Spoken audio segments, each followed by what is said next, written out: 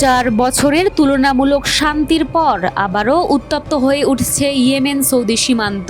পাল্টাপাল্টি হামলার ঘটনায় নতুন করে প্রশ্ন উঠেছে, মধ্যপ্রাচ্যে কি আরেকটি বড় সংঘাতের সূচনা হতে যাচ্ছে?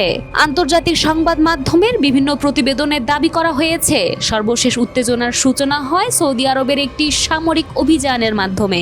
প্রতিবেদনে বলা হয়, অভিযানের আগে সৌদি যুবরাজ মোহাম্মদ বিন সালমান মার্কিন প্রেসিডেন্ট ডোনাল্ড ট্রাম্পের সঙ্গে ফোনে আলোচনা করেছিলেন, যদিও এসব তথ্যের স্বাধীনভাবে যাচাই করা সম্ভব হয়নি। এরপর ইয়েমেনের রাজধানী সানার বিমানবন্দর লক্ষ্য করে হামলার খবর প্রকাশিত হয়। হামলার পর বিমানবন্দর ও আশপাশের এলাকা খালি করার নির্দেশ দেওয়া হয় বলেও বিভিন্ন সূত্রে উল্লেখ করা হয়েছে।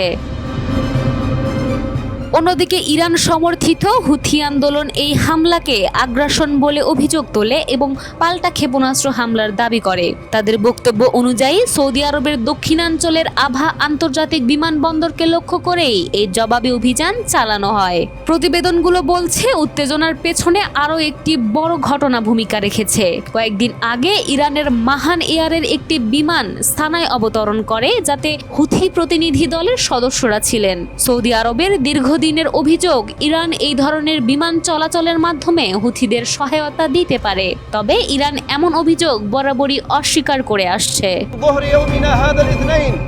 বিশ্লেষকদের মতে, যদি এই পাল্টাপাল্টি হামলা দ্রুত নিয়ন্ত্রণে না আসে, তাহলে 2022 সালের পর এটি ইয়েমেনকে ঘিরে সবচেয়ে বড় আন্তঃসীমান্ত সামরিক সংকটে পরিণত হতে পারে।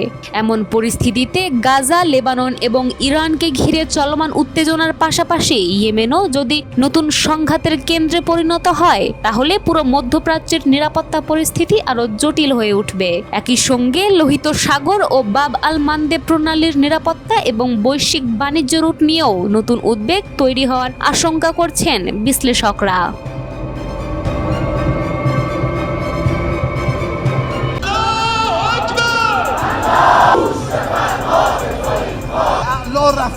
গত কয়েকদিন ধরে সামাজিক যোগাযোগ মাধ্যম ও বিভিন্ন অনলাইন প্ল্যাটফর্মে ইরানের সর্বোচ্চ নেতা আয়াতুল্লাহ আলী খামেনিকে ঘিরে একাধিক চাঞ্চল্যকর দাবি ছড়িয়ে পড়েছে। এর মধ্যে সবচেয়ে আলোচিত দাবি হলো, তিনি নাকি নিহত হয়েছেন এবং তার জন্য নির্মিত একটি গোপন বাংকারের তথ্য প্রকাশে এসেছে।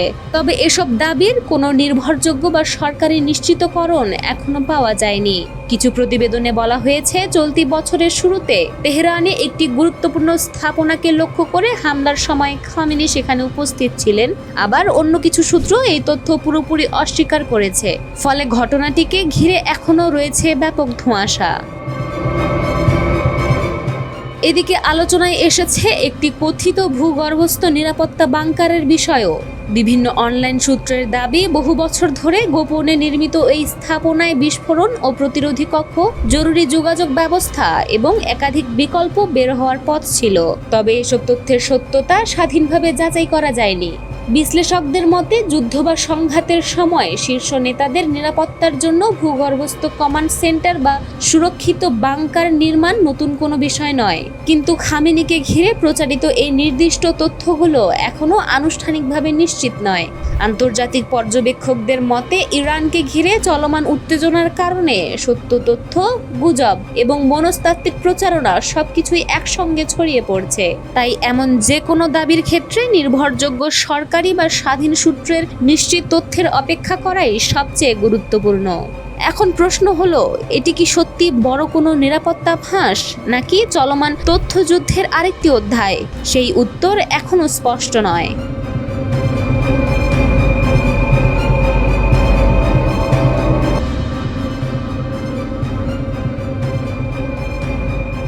মধ্যপ্রাচ্যের সাম্প্রতিক উত্তেজনার পর এবার নতুন আলোচনায় উঠে এসেছে চীনের ভূমিকা। প্রতিবেদনে বলা হচ্ছে, যুক্তরাষ্ট্র ও ইরানের মধ্যে শান্তি উদ্যোগের পর যুদ্ধবিধ্বস্ত ইরানের পুনর্গঠনে সক্রিয় হতে চাইছে বেইজিং। বিশ্লেষকদের মতে, এটি শুধু মানবিক সহায়তার বিষয় নয়, বরং মধ্যপ্রাচ্যে নিজেদের কৌশলগত প্রভাব আরও শক্তিশালী করার দীর্ঘমেয়াদী পরিকল্পনার অংশও হতে পারে। সম্প্রতি উচ্চ পর্যায়ের এক বৈঠকে চীনের পররাষ্ট্রমন্ত্রী ওয়াং ই ইরানের প্রতি অর্থনৈতিক ও কূটনৈতিক সহযোগিতার আশ্বাস দিয়েছেন বলে বিভিন্ন আন্তর্জাতিক গণমাধ্যমে প্রকাশিত হয়েছে। তার বক্তব্য অনুযায়ী আঞ্চলিক স্থিতিশীলতা ফিরিয়ে আনতে চীন গঠনমূলক ভূমিকা রাখতে প্রস্তুত। বিশ্লেষকদের মতে এই আগ্রহের পেছনে অর্থনৈতিক কারণও রয়েছে।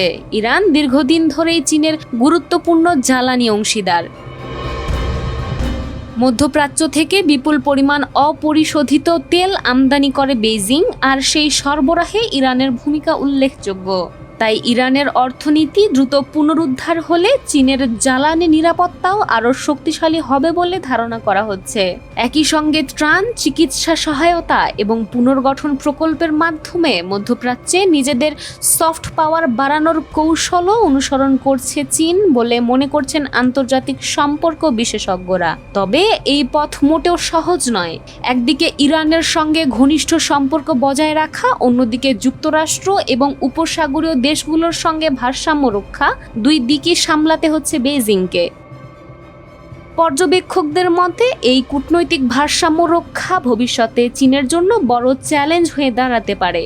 এদিকে বিভিন্ন প্রতিবেদনে বলা হচ্ছে চীন চায় সম্ভাব্য শান্তি প্রক্রিয়া অব্যাহত থাকুক এবং বহুপাক্ষিক প্ল্যাটফর্মের মাধ্যমে ইরানকে আন্তর্জাতিক অর্থনীতির মূলধারায় ফিরিয়ে আনা হোক।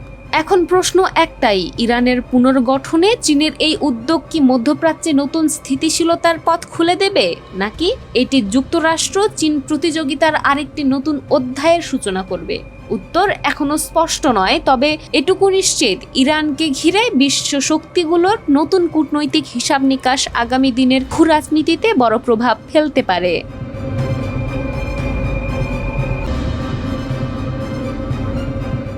সুইজারল্যান্ডে অনুষ্ঠিত যুক্তরাষ্ট্র ও ইরানের প্রথম দফার শান্তি আলোচনা শেষ হওয়ার পরই নতুন করে দেখা দিয়েছে অনিশ্চয়তা।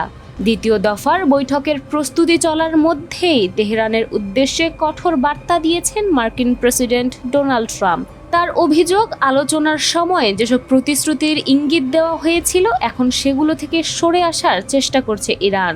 ট্রাম্পের ভাষায়, তারা বড় ভুল করছে আর ভেতরে ভেতরে তারা সেটাও জানে। বিতর্কের কেন্দ্রবিন্দুতে রয়েছে জাতিসংঘের আন্তর্জাতিক পরমাণু শক্তি সংস্থা বা IAEA এর পরিদর্শকদের প্রবেশাধিকার। মার্কিন ভাইস প্রেসিডেন্ট জেডি ভ্যান্স দাবি করেছিলেন আলোচনার অংশ হিসেবে ইরান তাদের ক্ষতিগ্রস্ত পারমাণবিক স্থাপনাগুলোতে IAEA কে দীর্ঘমেয়াদী পর্যবেক্ষণের সুযোগ দিতে নীতিগতভাবে সম্মত হয়েছে। ওয়াশিংটনের মতে এই অগ্রগতির কারণেই হরমুজ প্রণালী ঘিরে আরোপিত মার্কিন নৌ অবরোধ শিথিল করার সিদ্ধান্ত নেওয়া হয়েছিল। ভ্যান্স আরও বলেন, এই সমঝোতা শুধু কূটনৈতিক সাফল্য নয়, বরং ইরানের সম্ভাব্য পারমাণবিক অস্ত্র কর্মসূচি নিয়ন্ত্রণের পথে একটি গুরুত্বপূর্ণ পদক্ষেপ। কিন্তু তার এই বক্তব্য প্রকাশ্যে আসার পরপরই পরিস্থিতি ভিন্ন দিকে মোড় নিতে শুরু করে। মার্কিন দাবির কয়েক ঘন্টার মধ্যেই ইরানের পররাষ্ট্র মন্ত্রণালয়ের মুখপাত্র ইসমাইল বাগাই পাল্টা প্রতিক্রিয়া জানান। তিনি যুক্তরাষ্ট্রের বক্তব্যকে সম্পূর্ণ ভিত্তিহীন বলে আখ্যা দেন। বাগাইয়ের দাবি, সুইজারল্যান্ডের IAEA মহাপরিচালক রাফায়েল গ্রোসির সঙ্গে এ ধরনের কোনো বৈঠকই অনুষ্ঠিত হয়নি এবং ক্ষতিগ্রস্ত পারমাণবিক স্থাপনাগুলো পরিদর্শনের জন্য আন্তর্জাতিক সংস্থাটিকে কোনো অনুমতি দেওয়ারও পরিকল্পনা নেই। ইরানের অবস্থান আরও স্পষ্ট করে তিনি জানান, দেশের সংবেদনশীল পারমাণবিক স্থাপনায় আন্তর্জাতিক পর্যবেক্ষকদের প্রবেশের প্রশ্নই ওঠে না। তেহরানের এই বক্তব্য কার্যত ওয়াশিংটনের দাবি এবং আলোচনার অগ্রগতির চিত্রকে সরাসরি চ্যালেঞ্জ করেছে। এ অবস্থায় ক্ষোভ প্রকাশ করেছেন প্রেসিডেন্ট ট্রাম্প। তার অভিযোগ, আলোচনার ঘরে এক ধরনের বার্তা দেওয়া হলেও জনসমক্ষে এসে সম্পূর্ণ ভিন্ন অবস্থান নিচ্ছে ইরান। মার্কিন প্রশাসকের পক্ষ থেকে সতর্ক করে বলা হয়েছে, যদি শেষ পর্যন্ত IAEA পরিদর্শকদের অনুমতি না দেওয়া হয় তাহলে নির্ধারিত দ্বিতীয় দফার শান্তি আলোচনা বাতিল হয়ে যেতে পারে। শুধু তাই নয়, হরমুজ প্রণালীতে পুনরায় মার্কিন নৌ অবরোধ জারির সম্ভাবনার কথাও সামনে আনা হয়েছে। ফলে যে শান্তি প্রক্রিয়াকে ঘিরে সাম্প্রতিক সপ্তাহগুলোতে আশাবাদ তৈরি হয়েছিল, সেটি এখন আবারও অনিশ্চয়তার মুখে দাঁড়িয়ে। প্রতিবেদন অনুযায়ী পাকিস্তানি ও কাতারের মধ্যস্থতায় দীর্ঘ কূটনৈতিক তৎপরতার পর গত 8 এপ্রিল ওয়াশিংটন ও তেহরান একটি অন্তর্বর্তী যুদ্ধবিরতিতে পৌঁছায়। এরপরে 17 জুন মার্কিন প্রেসিডেন্ট ডোনাল্ড ট্রাম্প এবং ইরানের প্রেসিডেন্ট মাসুদ পেজেশকিয়ানের মধ্যে 14 দফার একটি সমঝোতা স্মারক স্বাক্ষরিত হয় বলে দাবি করা হয়। সেই ধারাবাহিকতাতেই সুইজারল্যান্ডের বার্গেনস্টক রিসর্টে শান্তি আলোচনার প্রথম দফা অনুষ্ঠিত হয়। যদিও যুক্তরাষ্ট্র প্রথম দফায় বৈঠককে ইতিবাচক অগ্রগতি হিসেবে তুলে ধরেছিল, তবে পারমাণবিক স্থাপনা পরিদর্শন ইস্যুতে ইরানের বর্তমান অবস্থান পুরো প্রক্রিয়াকেই নতুন সংকটে ঠেলে দিয়েছে। এখন প্রশ্ন একটাই, দ্বিতীয় দফার বৈঠকে কি দুই পক্ষ আবারও সমঝোতার পথে ফিরবে, নাকি নতুন করে শুরু হবে কূটনৈতিক সংঘাতের আরেক অধ্যায়?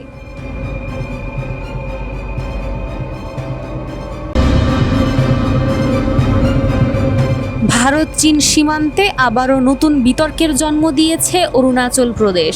স্থানীয় একটি জনজাতীয় সংগঠনের অভিযোগকে ঘিরে দেশটির গণমাধ্যমে শুরু হয়েছে ব্যাপক আলোচনা। অভিযোগে বলা হয়েছে, সীমান্তবর্তী কয়েকটি এলাকায় চীনের পিপলস লিবারেশন আর্মি PLA স্থায়ী অবকাঠামো নির্মাণ করেছে এবং সেখানে স্থানীয়দের প্রবেশে বাধা দিচ্ছে। তবে এই দাবির স্বাধীন যাচাই এখনো সম্ভব হয়নি। প্রতিবেদন অনুযায়ী অরুণাচল প্রদেশের আপার সুবনসিরি জেলার কিছু বাসিন্দা দাবি করছেন, গত কয়েক বছর ধরে তারা নিজেদের ঐতিহ্যগত চাষাবাদ, পশুচারণ ও শিকার কার্যক্রম চালাতে পারছেন না। তাদের অভিযোগ, সীমান্ত সংলগ্ন এলাকায় চীনা বাহিনীর উপস্থিতি বেড়ে যাওয়ায় এই পরিস্থিতির সৃষ্টি হয়েছে।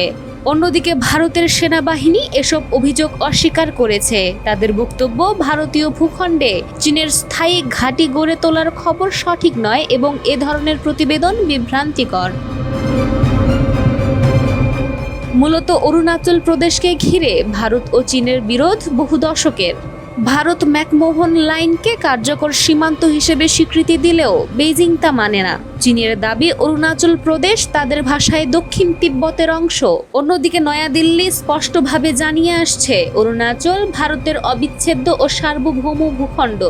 বিশ্লেষকদের মতে, সীমান্তে অবকাঠামো নির্মাণ, টহল বৃদ্ধি এবং পাল্টাপাল্টি দাবি সব মিলিয়ে এই অঞ্চল এখনও দুই দেশের অন্যতম স্পর্শকাতর বিরোধপূর্ণ এলাকা। ফলে এমন যে কোনো নতুন অভিযোগ সহজেই কূটনৈতিক উত্তেজনা বাড়িয়ে তুলতে পারে। এখন প্রশ্ন একটাই, এটি কি শুধুই সীমান্তবর্তী স্থানীয়দের অভিযোগ, নাকি ভারত চীন সম্পর্কের নতুন একটি বড় সংকটের ইঙ্গিত? সেই উত্তরই এখন খুঁজছে আন্তর্জাতিক মহল।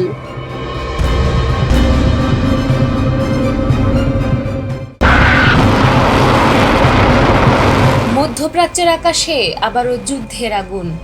কয়েক ঘন্টা আগেও যেটাকে অনেকেই সীমিত উত্তেজনা বলে মনে করছিলেন, মুহূর্তের মধ্যেই সেটি রূপ নেয় এক বিস্ফোরক সংঘাতে। ইসরায়েলের যুদ্ধবিমান যখন তেহরান, ইস্পাহান এবং তাবরিজের আকাশে বিস্ফোরণের আগুন ছড়িয়ে দিচ্ছিল, তখন হয়তো তেল আবিব কল্পনাও করেনি যে পাল্টা জবাব আসবে আরেক দিক থেকে। এমন এক দিক থেকে যেখান থেকে বহুদিন ধরে অপেক্ষা করছিল পুরো অঞ্চল। কারণ এবার শুধু ইরান নয়, যুদ্ধে সক্রিয় হয়ে উঠেছে ইয়েমেনও। দখলদার ইসরায়েলের দিকে ছুটে এসেছে একের পর এক ক্ষেপণাস্ত্র। মুহূর্তের মধ্যে বেজে ওঠে সতর্কতা সাইরেন, আতঙ্কে আশ্রয়কেন্দ্রের দিকে দৌড়াতে শুরু করে মানুষ। ইসরায়েলের মধ্যাঞ্চলের আকাশে ভেসে ওঠে যুদ্ধের সেই পরিচিত শব্দ। আর তখনই পরিষ্কার হয়ে যায়, মধ্যপ্রাচ্যের এই সংঘাত আর কেবল ইরান বনাম ইসরায়েলের মধ্যে সীমাবদ্ধ নেই। ইয়েমেনের প্রতিরোধ যোদ্ধারা দীর্ঘদিন অনেকটা নীরব ছিল, কিন্তু সেই নীরবতা যে ছিল ঝড়ের আগের নীরবতা, সে এখন বুঝতে পারছে সবাই। ইসরায়েলি সূত্রের দাবি, ইয়েমেন থেকে ছোড়া ক্ষেপণাস্ত্রের লক্ষ্য ছিল নেভাতিম এবং তেলনভ বিমান ঘাঁটি। যদিও তেল আবিব বলছে অধিকাংশ ক্ষেপণাস্ত্র প্রতিহত করা হয়েছে, কিন্তু প্রশ্ন উঠেছে অন্য জায়গায়। প্রশ্ন হলো, যদি একটি ক্ষেপণাস্ত্র ইসরায়েলের প্রতিরক্ষা বলয় ভেদ করতে পারে, তাহলে পরবর্তী আক্রমণে কি ঘটবে? এর পেছনে রয়েছে আরও বড় একটি কারণ। রোববার লেবাননের রাজধানী বৈরুতে নতুন করে হামলা চালায় ইসরায়েল। যুদ্ধবিরতির পরিবেশকে উপেক্ষা করে চালানো সেই অভিযানের পর থেকেই উত্তেজনা দ্রুত ছড়িয়ে পড়তে শুরু করেছে পুরো অঞ্চলে। প্রথমে ইরানের পক্ষ থেকে ক্ষেপণাস্ত্র হামলা, তারপর ইসরায়েলের পাল্টা আঘাত, আর তার কয়েক ঘন্টা পরই যুদ্ধক্ষেত্রে প্রবেশ ইয়েমেনের। অর্থাৎ এখন আর একটি ফ্রন্ট নয়, একসঙ্গে একাধিক ফ্রন্টের চাপের মুখে পড়ছে ইসরায়েল। আর এখানে সবচেয়ে বড় উদ্বেগের কারণ দেখছেন সামাজিক বিশ্লেষকরা। কারণ প্রতিরোধ অক্ষের সদস্যরা যদি একই সময়ে বিভিন্ন দিক থেকে চাপ সৃষ্টি করে, তাহলে মধ্যপ্রাচ্যের যুদ্ধের মানচিত্র সম্পূর্ণ বদলে যেতে পারে। কিন্তু এই গল্পের সবচেয়ে ভয়ঙ্কর অংশটি এখনো সামনে আসেনি। কারণ একই সময়ে এমন একটি ঘটনা ঘটেছে যা সৌদি আরবকেও অস্বস্তিতে ফেলে দিয়েছে। বিস্ফোরণের শব্দ শুধু ইরান বা ইসরায়েলে সীমাবদ্ধ থাকেনি, কেঁপে উঠেছে আরেকটি গুরুত্বপূর্ণ দেশও। আর সেখান থেকেই শুরু হচ্ছে নতুন রহস্য।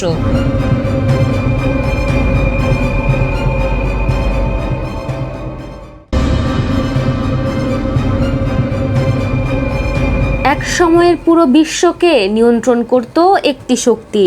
যুদ্ধ হোক কিংবা শান্তি, অর্থনীতি হোক কিংবা কূটনীতি, শেষ কথা যেন বলতো ওয়াশিংটন। কিন্তু এখন প্রশ্ন উঠছে, সেই যুগ কি সত্যি শেষ হয়ে যাচ্ছে? ইতিহাসের পাতায় সবচেয়ে প্রভাবশালী বিশ্ব ব্যবস্থাগুলোর একটির পতন কি আমাদের চোখের সামনেই ঘটছে?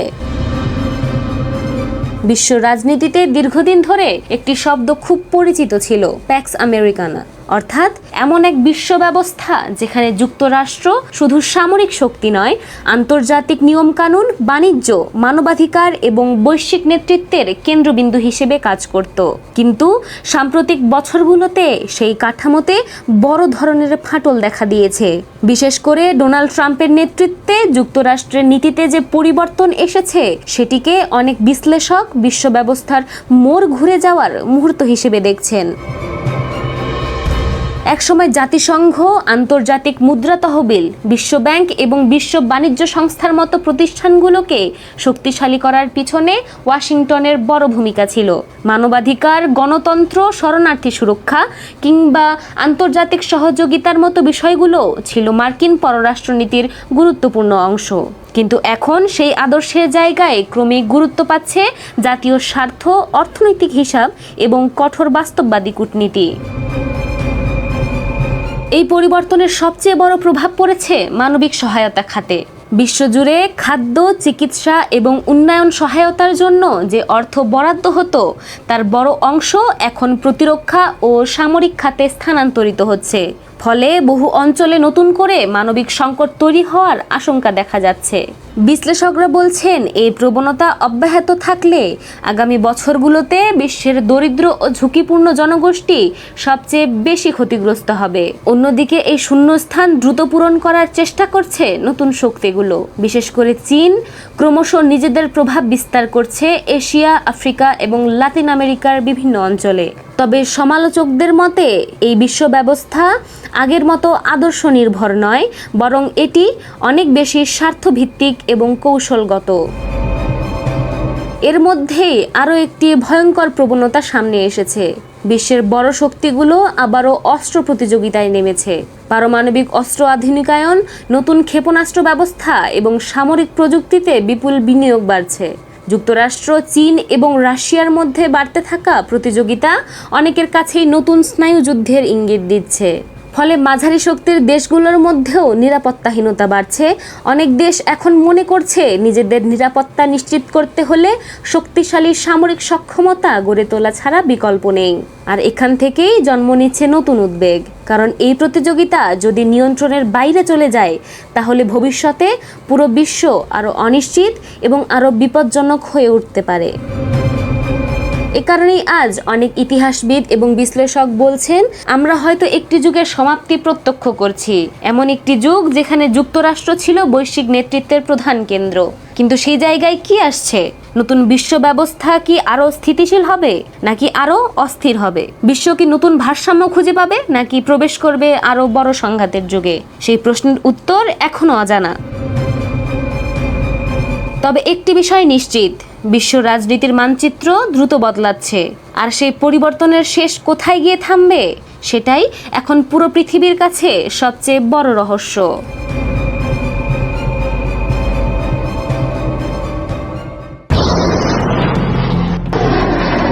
ইরানের কাছে থাকা সমৃদ্ধ ইউরেনিয়াম এখন কোথায়, কতটা আছে, আদৌ কি আগের জায়গাতেই রয়েছে কিনা? অবাক করার বিষয় হলো, এই প্রশ্নগুলোর উত্তর এখন দিতে পারছে না বিশ্বের সবচেয়ে গুরুত্বপূর্ণ পরমাণু তদারকি সংস্থাও। আর সেখান থেকেই শুরু হয়েছে নতুন রহস্য, নতুন উদ্বেগ এবং নতুন বিতর্ক। সাম্প্রতিক যুদ্ধের পর ইরানের পারমাণবিক কর্মসূচি আবারও আন্তর্জাতিক আলোচনার কেন্দ্রবিন্দু হয়ে উঠেছে। কারণ যুক্তরাষ্ট্র ও ইসরায়েলের হামলার পর থেকে দেশটির গুরুত্বপূর্ণ পারমাণবিক স্থাপনাগুলোতে নিয়মিত প্রবেশাধিকার হারিয়েছে আন্তর্জাতিক পরমাণু শক্তি সংস্থা IAEA। ফলে তেহরানের পারমাণবিক কার্যক্রমের প্রকৃত অবস্থা এখন অনেকটাই অন্ধকারে। ফাঁস হওয়া একটি প্রতিবেদনে বলা হয়েছে, বর্তমানে ইরানের সমৃদ্ধ ইউরেনিয়াম মজুদ সম্পর্কে নির্ভরযোগ্য কোনো তথ্য নেই IAEA এর কাছে। শুধু মজুদের পরিমাণই নয়, সেই ইউরেনিয়াম কোথায় রাখা হয়েছে, কী অবস্থায় আছে, কিংবা এর বর্তমান গঠন কী, এসব বিষয়ও নিশ্চিত করতে পারছে না সংস্থাটি। আর এখানেই তৈরি হয়েছে সবচেয়ে বড় প্রশ্ন। কারণ কোনো দেশের পারমাণবিক কর্মসূচি সম্পর্কে আন্তর্জাতিক পর্যবেক্ষণ কমে গেলে স্বাভাবিকভাবেই সন্দেহ বাড়তে থাকে, বিশেষ করে যখন সেই দেশটি বহু বছর ধরে পারমাণবিক ইস্যুতে বৈশ্বিক বিতর্কের কেন্দ্রবিন্দুতে রয়েছে। পরিস্থিতিকে আরও জটিল করেছে আরেকটি বিষয়। IAEA বলছে তারা এখন নিশ্চিতভাবে বলতে পারছে না ইরান ইউরেনিয়াম সমৃদ্ধকরণ কার্যক্রম কমিয়েছে, বন্ধ করেছে, নাকি আগের মতোই চালিয়ে যাচ্ছে। অর্থাৎ বিশ্বের অন্যতম আলোচিত পারমাণবিক কর্মসূচির বর্তমান অবস্থা নিয়ে আন্তর্জাতিক সম্প্রদায় কার্যত ধোঁয়াশার মধ্যে রয়েছে। বিশ্লেষকদের মতে তথ্যের এই ঘাটতি শুধু প্রযুক্তিগত সমস্যা নয়, এটি কূটনৈতিক এবং নিরাপত্তাগত উদ্বেগও তৈরি করছে।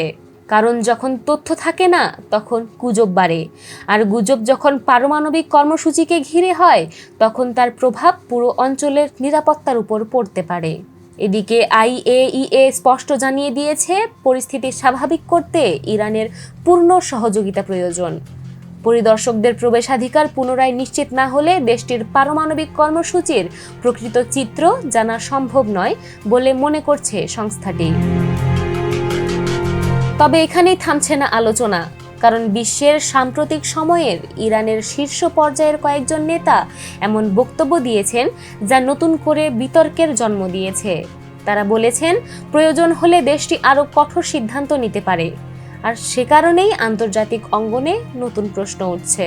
তাহলে কি ইরানের পারমাণবিক সক্ষমতা আগের চেয়ে আরও এগিয়ে গেছে, নাকি এটি কেবল রাজনৈতিক চাপ তৈরির একটি কৌশল? আর সবচেয়ে গুরুত্বপূর্ণ প্রশ্ন, যখন আন্তর্জাতিক পরিদর্শকরাই নিশ্চিত নন যে ইরানের ইউরেনিয়াম কোথায় এবং কী অবস্থায় রয়েছে, তখন তেহরানের পারমাণবিক কর্মসূচি আসলে কতদূর এগিয়েছে? এই প্রশ্নগুলোর উত্তর এখনও অজানা। কিন্তু একটি বিষয় নিশ্চিত, ইরানকে ঘিরে পারমাণবিক রহস্য যত বাড়বে, মধ্যপ্রাচ্যের উত্তেজনাও তত বাড়তে থাকবে। আর সেই রহস্যের পর্দা কবে উঠবে, সেটি এখন পুরো বিশ্বের নজরের কেন্দ্রবিন্দু।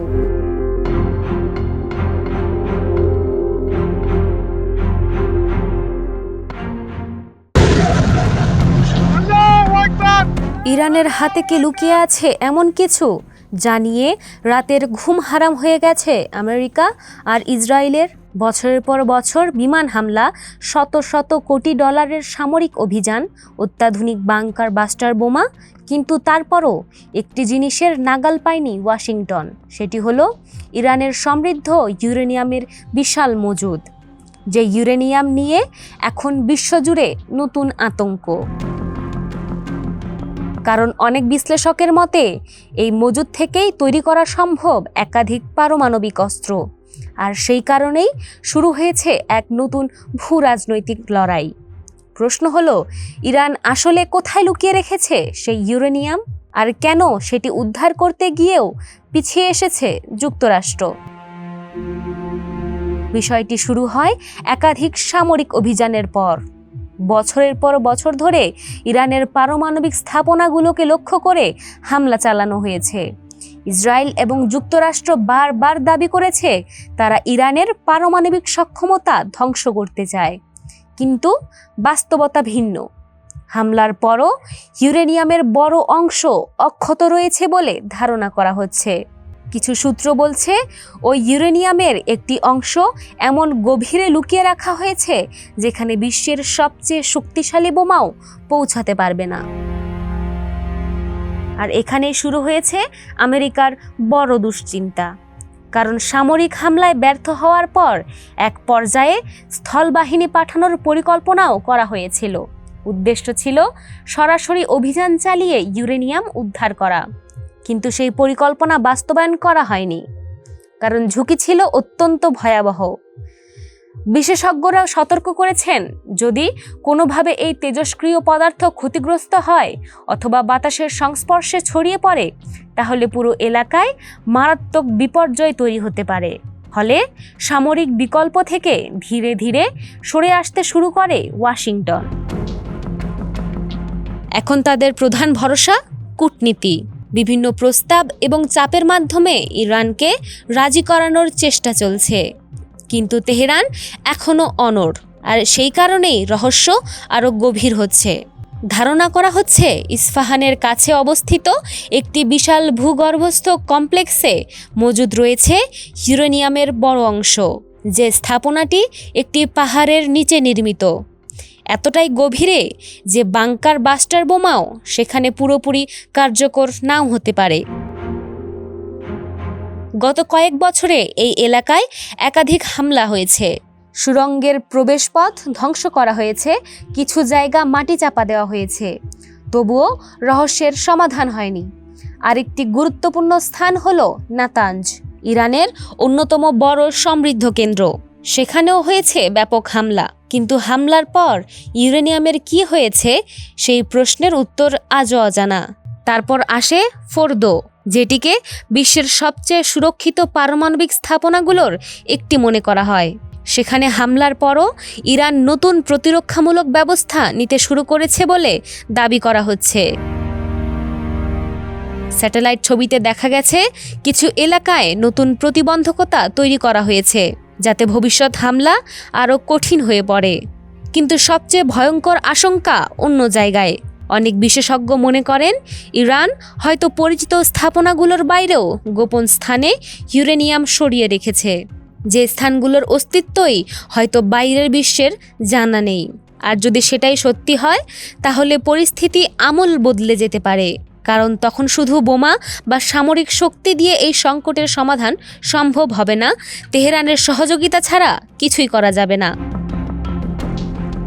এখন প্রশ্ন একটাই, ইরানের ইউরেনিয়াম কি সত্যি আমেরিকার নাগালের বাইরে, নাকি চলছে এমন কোনো গোপন খেলা যার পুরো চিত্র এখনও বিশ্ব দেখতে পায়নি?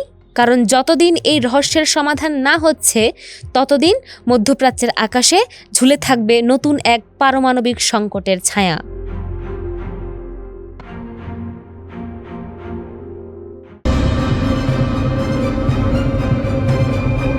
একটি ক্ষেপণাস্ত্রের আঘাত, আর তাতে ওলটপালট হয়ে গেছে মধ্যপ্রাচ্যের পুরো ক্ষমতার সমীকরণ। ইরানের সর্বোচ্চ নেতা আয়াতুল্লাহ আলী খামেনির মৃত্যুর পর এখন বিশ্বজুড়ে ঘুরপাক খাচ্ছে একটাই প্রশ্ন, আসলে কোথায় আছেন মোজতবা খামেনি? তিনি কি সত্যিই জীবিত, নাকি তেহরান বিশ্বের চোখের সামনে লুকিয়ে রাখছে আরো বড় কোনো সত্য? আলী খামেনির মৃত্যুর খবর নিশ্চিত হওয়ার পর থেকেই রহস্যের কেন্দ্রে চলে এসেছেন তার ছেলে মোজতবা খামেনি। মার্কিন পররাষ্ট্রমন্ত্রী মার্কো রুবিও দাবি করেছেন মোজতবা জীবিত আছেন এবং ধীরে ধীরে দেশের অভ্যন্তরীণ বিষয়গুলোতে সক্রিয় ভূমিকা নিতে শুরু করেছেন।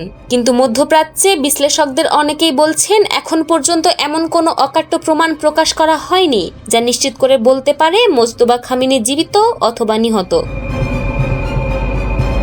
রহস্য আরো ঘনীভূত হয়েছে আরেকটি কারণে। ক্ষমতা গ্রহণের পর তার নামে যে প্রথম বিবৃতি প্রকাশ করা হয়, সেটি তিনি নিজে ক্যামেরার সামনে এসে পড়েননি, বরং ইরানের রাষ্ট্রীয় সংবাদ মাধ্যমের একজন উপস্থাপক সেই বক্তব্য পাঠ করেন। ফলে প্রশ্ন উঠেছে, তিনি কি গুরুতর আহত, নাকি নিরাপত্তাজনিত কারণে সম্পূর্ণ গোপনে রাখা হয়েছে তাকে? পিতার মৃত্যুর পর ইরানের 88 সদস্যের বিশেষজ্ঞ পরিষদ দ্রুত মোজতবা খামেনিকে নতুন সর্বোচ্চ নেতা হিসেবে মনোনীত করে। এরপর ইসলামিক রিভলিউশনারি গার্ড কর্পস, সেনাবাহিনী, পুলিশ এবং গার্ডিয়ান কাউন্সিল তার প্রতি আনুগত্য ঘোষণা করে। অর্থাৎ ক্ষমতার কেন্দ্রগুলো অন্তত আনুষ্ঠানিকভাবে নতুন নেতৃত্বকে মেনে নিয়েছে। তবে ক্ষমতায় এসেই কঠোর বার্তা দিয়েছেন মোজতবা। তার নামে প্রচারিত প্রথম ভাষণে হরমুজ প্রণালী বন্ধ রাখার ঘোষণা আসে। একই সঙ্গে মধ্যপ্রাচ্যে থাকা মার্কিন ঘাঁটিগুলোকে সরাসরি হুমকি দেওয়া হয়। এতে নতুন করে উদ্বেগ তৈরি হয়েছে আন্তর্জাতিক অঙ্গনে, কারণ বিশ্বের তেল সরবরাহের একটি বড় অংশ নির্ভর করে এই হরমুজ প্রণালীর ওপর। বর্তমানে মোজতবা খামেনি কোথায় অবস্থান করছেন সে বিষয়ে কোনো তথ্য প্রকাশ করছে না তেহরান। ইরানের দাবি, রাষ্ট্রের নিরাপত্তার স্বার্থেই তার অবস্থান গোপন রাখা হয়েছে। কিন্তু সমালোচকরা বলছেন, অবস্থান গোপন রাখা আর জনসমক্ষে না আসার মধ্যে বড় পার্থক্য রয়েছে। এদিকে ইরান, যুক্তরাষ্ট্র ও ইসরায়েলের মধ্যকার দীর্ঘদিনের উত্তেজনা এখন নতুন মাত্রা পেয়েছে। পারমাণবিক কর্মসূচি, হরমুজ প্রণালী এবং আঞ্চলিক আধিপত্য নিয়ে সংঘাত এমন জায়গায় পৌঁছেছে যেখানে একটি ভুল সিদ্ধান্ত পুরো অঞ্চলকে নতুন যুদ্ধে ঠেলে দিতে পারে। এখন পুরো বিশ্বের নজর এক ব্যক্তির দিকে। তিনি কি সত্যি জীবিত থেকে ইরানের জন্য যুদ্ধনীতির নেতৃত্ব দিচ্ছেন, নাকি মধ্যপ্রাচ্যের সবচেয়ে ক্ষমতাধর পরিবারকে ঘিরে তৈরি হয়েছে এমন এক রহস্য যার উত্তর এখনো জানে না কেউ? আর যদি মোজতবা খামেনি সত্যি ক্ষমতার কেন্দ্রে থেকে থাকেন, তাহলে তার প্রথম বড় সিদ্ধান্ত কি মধ্যপ্রাচ্যকে আরো বড় সংঘাতের দিকে ঠেলে দেবে?